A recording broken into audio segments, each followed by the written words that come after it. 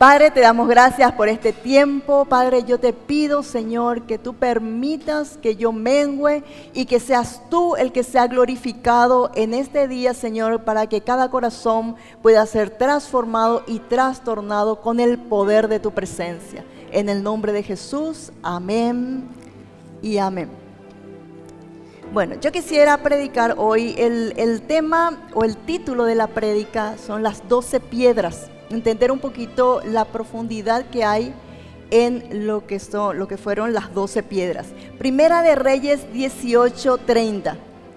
Entonces dijo Elías a todo el pueblo: acercaos a mí, y todo el pueblo se le acercó, y él arregló el altar de Jehová que estaba arruinado. Y tomando Elías 12 piedras conforme al número de la tribu de los hijos de Jacob, al cual había sido cada palabra de Jehová, diciendo: Israel será tu nombre, edificó con las piedras un altar en el nombre de Jehová.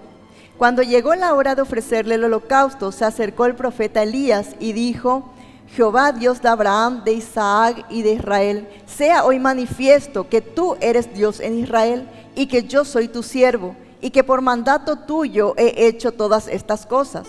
Respóndeme, Jehová, respóndeme, para que conozca este pueblo que tú, oh Jehová, eres el Dios, y que tú vuelves a ti el corazón de ellos.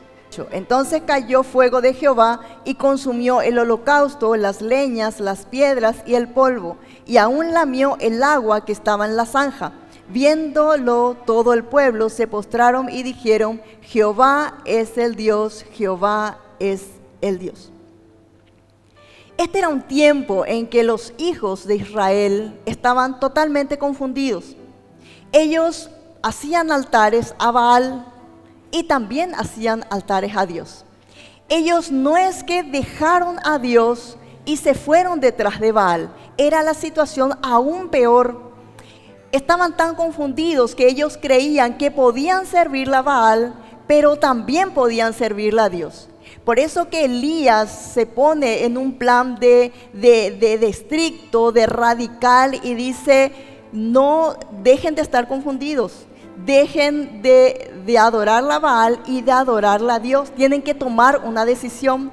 ¿Por qué? Porque es como si fuera que ahora líderes de la iglesia, porque eran sacerdotes, que de repente líderes de la iglesia de lunes a viernes están en su propio gobierno y sábado y domingo vienen a adorar a Dios. Esa era la situación. Ellos creían que podían estar bajo los dos gobiernos, y eso es un peligro diabólico. Por eso Jesús decía: es mejor que seas frío o caliente, no que seas tibio. Imagínense que Jesús diga: te vomitaré de mi boca si eres tibio. ¿Por qué el peligro? Si es que una persona, vamos a suponer, de lunes a viernes fornica, se embriaga, adultera, y luego viene los fines de semana a querer servirle a Dios o a querer honrar a Dios, ¿qué va a pasar con la gente nueva que viene por primera vez? Lo que le va a transmitir es: mira, yo puedo estar aquí, pero también puedo estar allá. Puedo estar en el mundo, pero también servirle a Dios. Puedo estar en mi pecado, pero también puedo serle fiel a Dios. Y eso es lo que enojó a Elías. Por eso es que él dice: no, Señor, no puede haber dos gobiernos en una persona. Tienen que tomar una decisión. Si es Baal, Baal. Si es Dios, pues Dios. Entonces ahí sabemos lo que pasó. Es larguísimo para leer, pero sabemos lo que ocurrió. Elías dice: vengan todos los sacerdotes de Baal, hagan su altar, traigan el animal para el sacrificio, pero el fuego lo va a poner Dios. Y sabemos, ellos estuvieron ahí horas y horas y horas con su altar, con su animal para el sacrificio, pero jamás cayó el fuego. Pero sin embargo, cuando le tocó el turno a Elías, él viene, dice, arregló el altar, y ahí leímos en la palabra que dice, puso 12 piedras. Entonces él, cuando pone el animal para el sacrificio, él ora a Dios, y ¿qué dice la palabra? Cayó fuego de Dios. Y él había derramado agua. ¿Se acuerdan la historia? Había derramado agua, y el fuego no solamente dice que consumió toda el agua, sino que se prendió el animal del sacrificio. Cayó el fuego de Dios, cayó la gloria de Dios en ese lugar. Entonces, olvídense de que vamos a poder tener dos gobiernos. Es imposible, no hay forma. ¿Qué es lo que hizo Elías? Él no vino a limpiar con una escoba el altar. Él no vino a sacar las piedritas que pusieron los otros, a decir, bueno, vamos a usar este altar más o menos. El altar estaba destruido. Él dijo, necesitamos hacer un fundamento nuevo. Entonces lo que él hizo es trajo 12 piedras.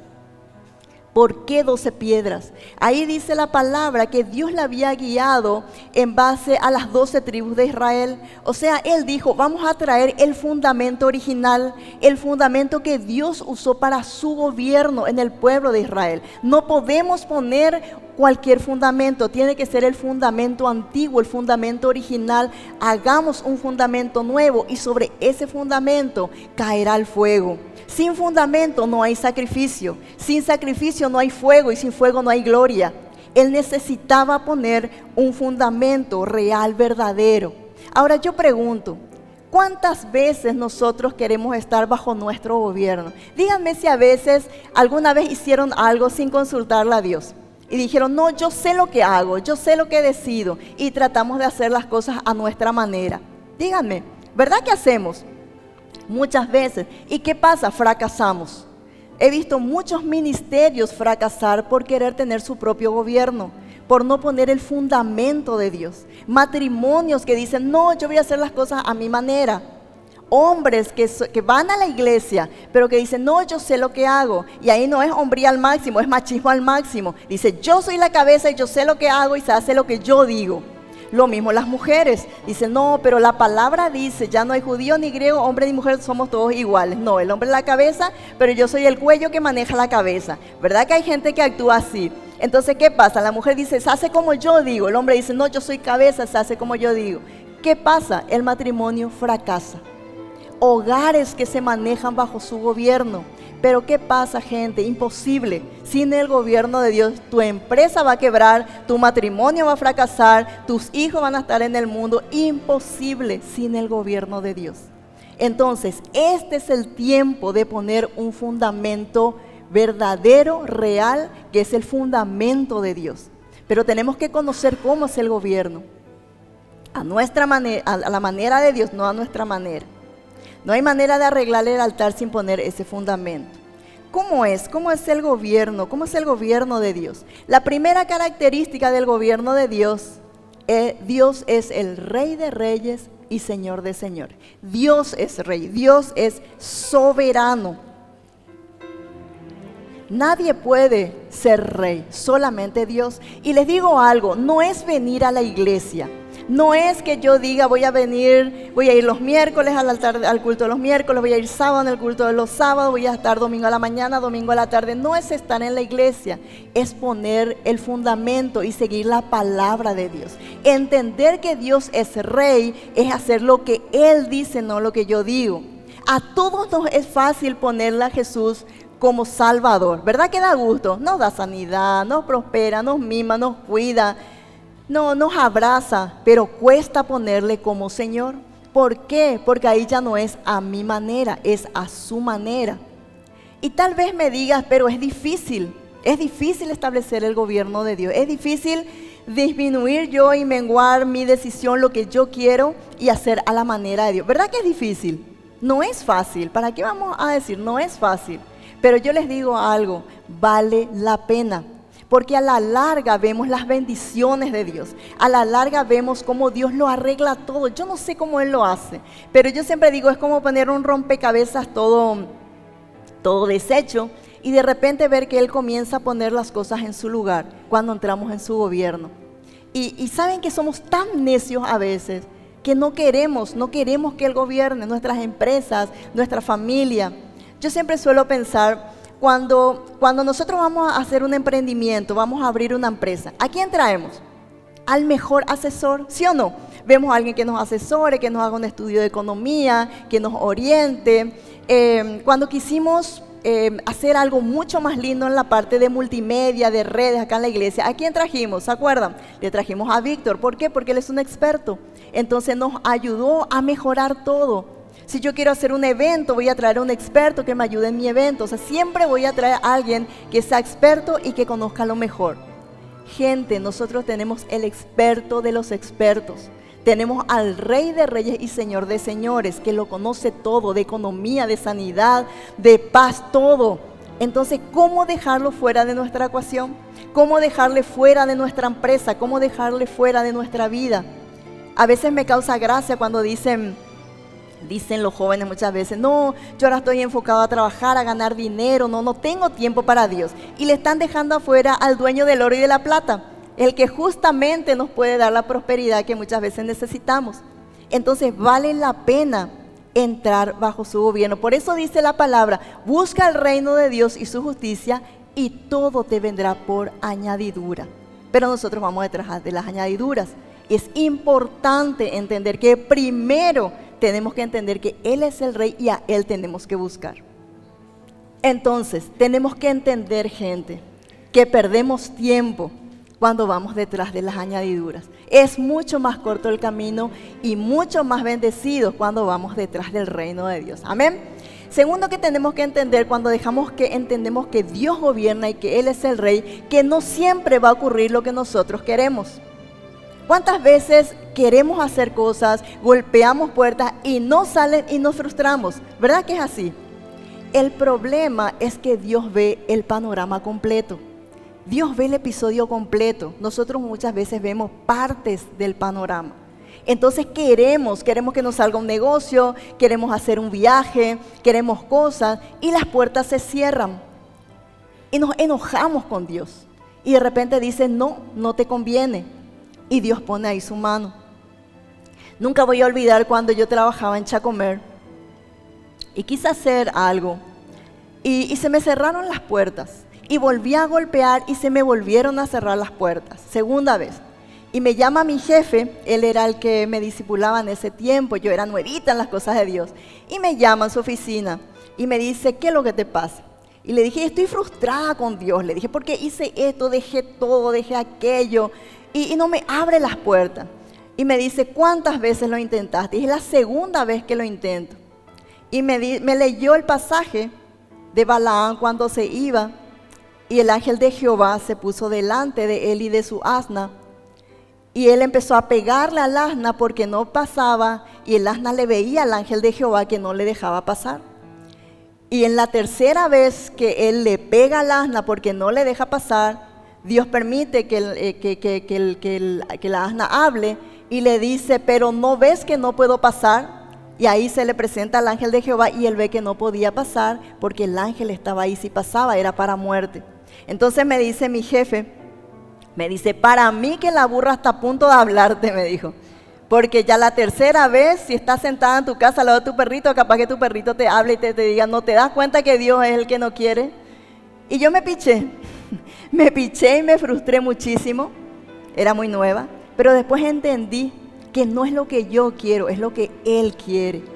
Y muchas veces nos frustramos cuando nos sale y nos enojamos con Dios. ¿Y saben qué es lo peor? Que a veces le castigamos a Dios. Yo no voy a leer más y no me voy a ir más a la iglesia o no me voy a ir más al altar porque estoy enojada porque Dios no me da lo que yo quiero.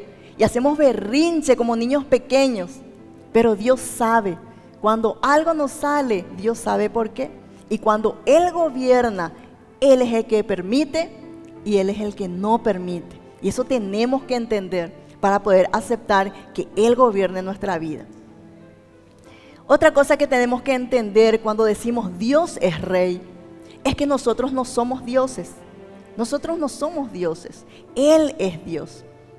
Una vez en las redes sociales, una persona, una señora que no es de esta iglesia, puso un comentario. Yo alcé, a mí me encanta Redimido. ¿Cuánto le gusta Redimido? A mí me gusta. Entonces yo puse una música de Redimido y me pone esta señora, el género de reggaetón es diabólico. Entonces yo dije, Espíritu Santo gobierna mis manos. Entonces iba a contestar, oré, ayuné, no mentira, iba a contestar enseguida. Pero antes de que yo conteste, ya los comentarios empezaron a llover. Y les digo, no estaba la paloma del Espíritu Santo detrás de esos comentarios, había unos cuantos cuervitos ahí. Entonces, ¿qué hice? Eliminé mi propio posteo para evitar problemas, ¿verdad? Y que después la hermana no necesite sanidad interior en su iglesia. Pero ¿cuál es el tema? Muchas veces nosotros nos creemos en una posición de juzgar. Esto es de Dios, esto no es de Dios. Esto tiene unción, esto no tiene unción. Ah, no, esa música no me gusta. Ese cantante no me gusta. ¿Y si estamos criticando algo que fue inspirado por Dios? ¿Y si estamos juzgando un ministerio que fue levantado por Dios? ¿Y si estamos criticando un tema o un llamado que fue levantado por Dios? Tenemos que entender que no somos críticos. Dios nos llama a ser jueces muchas veces, pero no críticos. No somos semidioses. Mucho cuidado con dañar ministerios, llamados, frutos de personas que no son de nuestro estilo. Porque Dios es el que llama, Dios es el que crea los géneros. Yo puedo decir, ¿saben que soy pastora de jóvenes? Entonces yo puedo decir, a mí no me gustan mucho los coritos antiguos y los himnarios. Me gustan más los temas movidos, pero respeto. Yo sé que hay unción en los coritos. Sé que hay unción en las músicas que están en los himnarios. Sé que el Espíritu Santo está ahí. También mucho cuidado de decir, no, acá no hay unción, en esos temas nuevos no hay unción, porque eso es de ahora. No somos dioses. Gracias a ese género nuevo de reggaetón, de hip hop, hay muchas personas que llegaron a Cristo, que se están consagrando. Funky, que está hace más de 20 años, llegó a través de ese género. Hoy día, Daddy Yankee, Farruko, que son personas que se están plantando radicales. Un muchacho como Farruko que dice, yo les devuelvo el dinero si se van a ir a mi concierto y no quieren escuchar lo que es el poder de Dios, porque en cada concierto yo voy a predicar del poder de Dios. Son personas que están siendo radicales en el reino de Dios. Y yo oro por ellos para que permanezcan y que esas personas que se creen muchas veces semidioses no digan después, yo decía luego que no iba a perseverar. Mucho cuidado, gente, no somos dioses. Dios es el que llama, Dios es el que hace, no nosotros. Dios nos llamó a ser críticos. Lo segundo que tenemos que entender en el gobierno del reino de Dios es que está basado en la unidad. El reino de Dios se basa en la unidad. 12 piedras tomó. Vamos un ratito a Primera de Pedro 2. Primera de Pedro 2.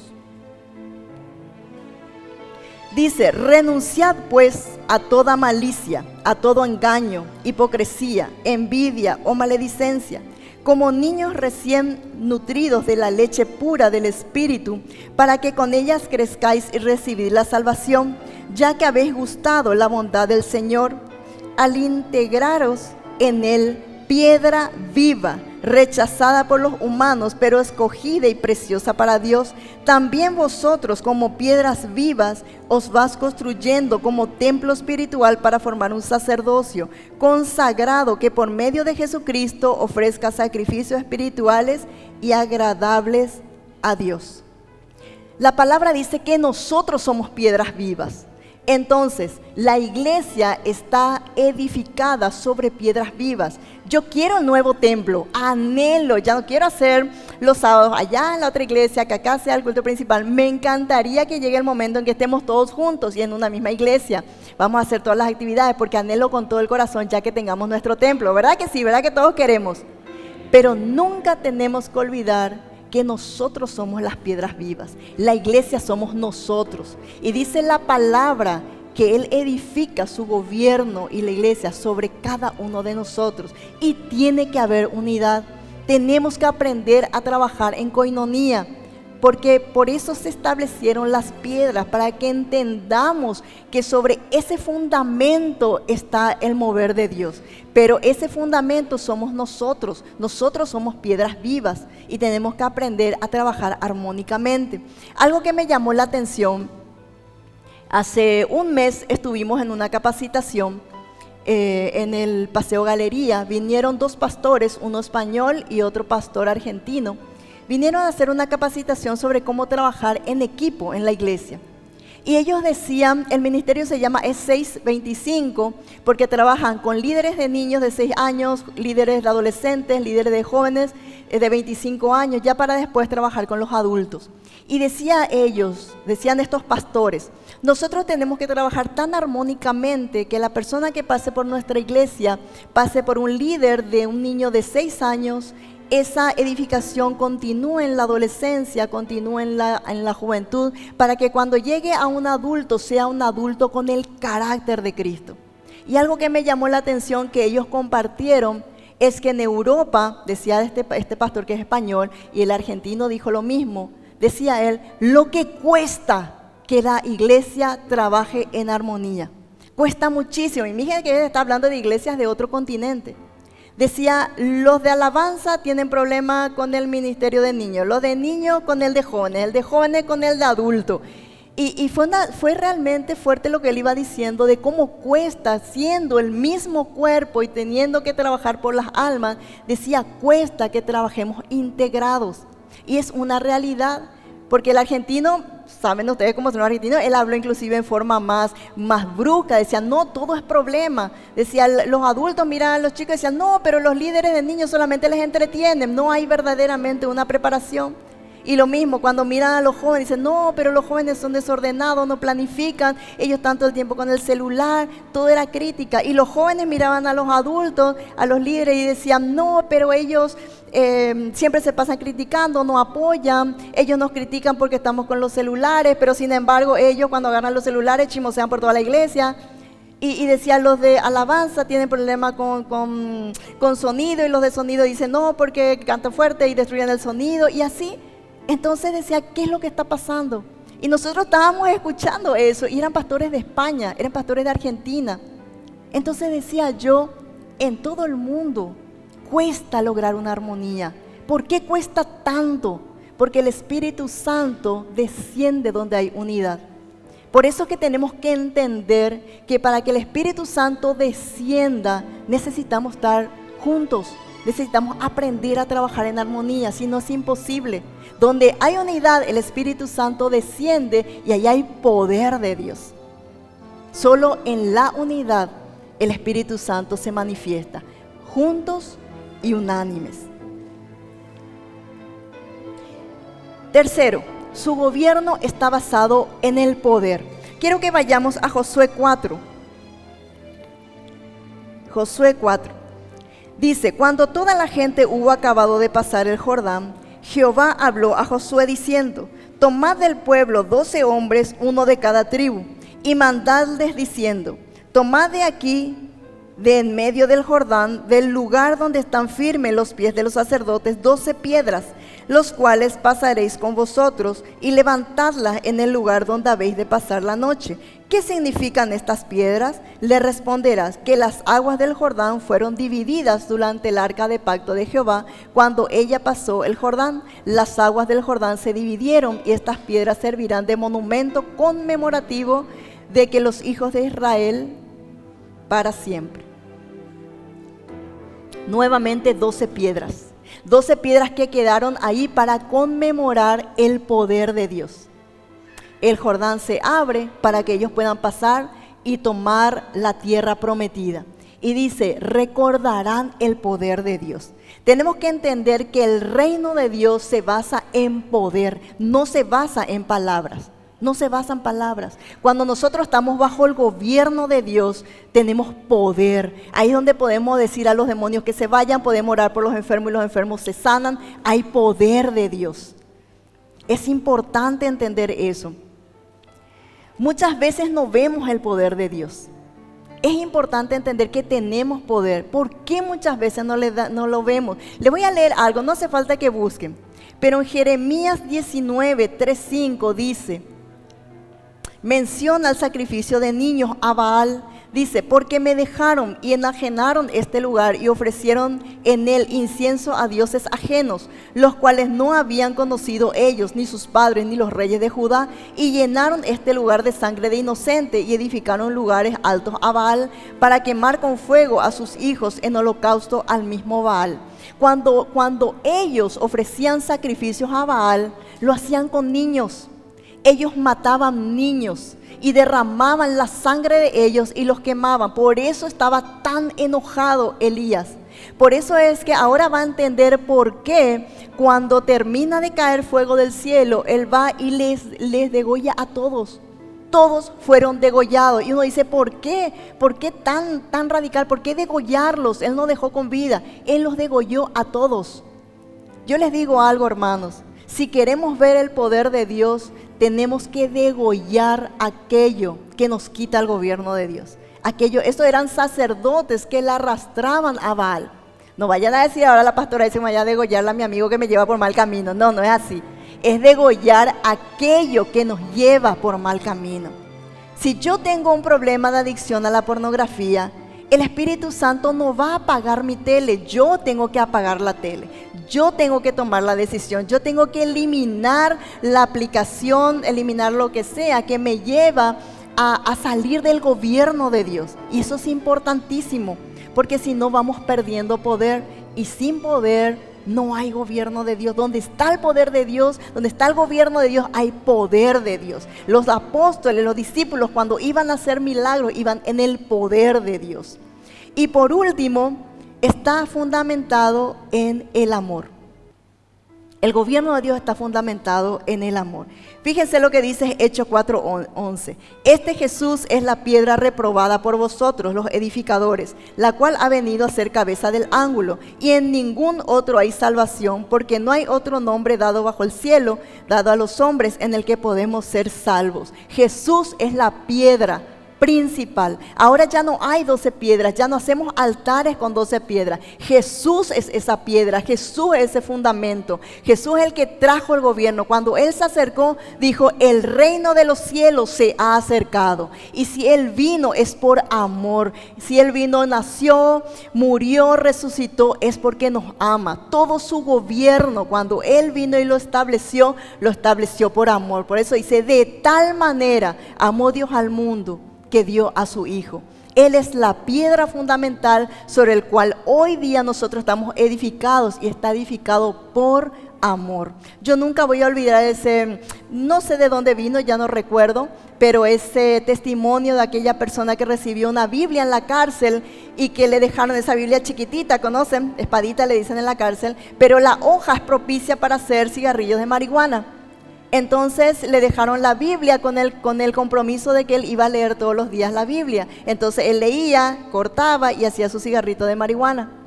Hasta que en un momento vino el pastor después de mucho tiempo y le dijo, ¿qué tal? Y le dice, no sé lo que Dios hizo conmigo. Me fumé Mateo, me fumé Marco, me fumé Lucas, me fumé Juan, pero cuando llegué a donde dice, de tal manera amó Dios al mundo, algo transformó mi corazón. Porque el amor de Dios me transformó, porque nadie nunca me amó como Él. Entonces es importante entender. Yo amo el pasaje de Lázaro cuando se van y le lleva el mensaje a Jesús y dice, Lázaro, el que amas, está enfermo. Si Lázaro hubiera ocupado un cargo en la iglesia, yo estoy segura que no le hubiese dicho, Lázaro el apóstol, Lázaro el pastor, Lázaro el líder. Le dijo, el que amas. Porque cuando Jesús llega a tu vida y hace un milagro es porque te ama. Cuando Él se paró delante de la tumba, ¿se acuerdan de que Él les había dicho, Lázaro no morirá? ¿Se acuerdan? Él les dijo que no iba a morir. Inclusive a Marta y María le dijo, resucitará. Pero ellos estaban destruidos. Inclusive había pasado 4 días, estaba podrido. Y cuando Jesús llegó, le dijo, ya es tarde, ya murió, ya está enterrado. Pero Jesús le dijo, se paró ahí y le dijo, Lázaro, sal fuera. Y Él resucitó. Hoy festejamos la Pascua. Hoy festejamos la resurrección. Tal vez tú tengas un Lázaro que está en una cueva. Tal vez así como Marta y María, se te olvidó la promesa que Dios te dio.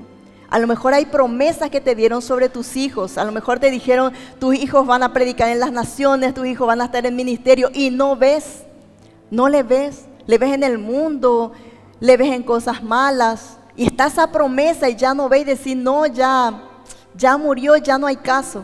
Tal vez tu Lázaro es una empresa que está mal y recibiste la promesa de que ibas a prosperar. Tienes sueños de que te prometieron y te dieron una palabra profética. Y tú dices, no llega. Y lo único que ves es un cadáver.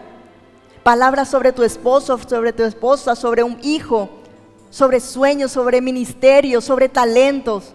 Y tenés esa palabra, pero se te fue la palabra porque ya ves un cadáver en una cueva. Pero yo te digo algo. Así como Jesús resucitó por amor, Él está hoy acá y Él es capaz de resucitar esos sueños. Él es capaz de resucitar ese hijo, esa hija, ese esposo. Eso que tú crees muerto y que dices, no, ya está muerto, ya está enterrado. Jesús dice, yo lo puedo hacer porque soy el Rey de Reyes y Señor de Señores. Yo soy la piedra, soy el fundamento, he venido por amor. Y el mismo amor que tuve hace 2000 años para venir a resucitar, hoy tengo para resucitar tus sueños. Esa paz que no puedes conseguir, Dios dice, yo te puedo dar paz porque yo soy la paz. Tenemos un Dios todopoderoso que nos ama. Su amor no tiene límites. Ustedes pueden ver la película, los pasajes de Jesús en la tele y vemos imposible entender ese amor. Imposible entender cómo una persona, viendo lo que le iba a pasar, dice la palabra, y fue con gozo hacia la cruz. Yo no puedo entender un amor así. Imposible, pero Él te ama. Y te ama con amor eterno. Su amor es incondicional. Así como estás con todo tu bagaje, tu pecado, tu mochila, tus sueños muertos, con todo eso podés venir a sus pies. Que Él te va a mirar y te va a decir, te amo. Y te vuelvo a levantar y te vuelvo a restaurar. No importa que estén tus sueños en una tumba, enterrado, que haya pasado 4 días. Él es capaz de sacarte y resucitarte nuevamente porque te ama.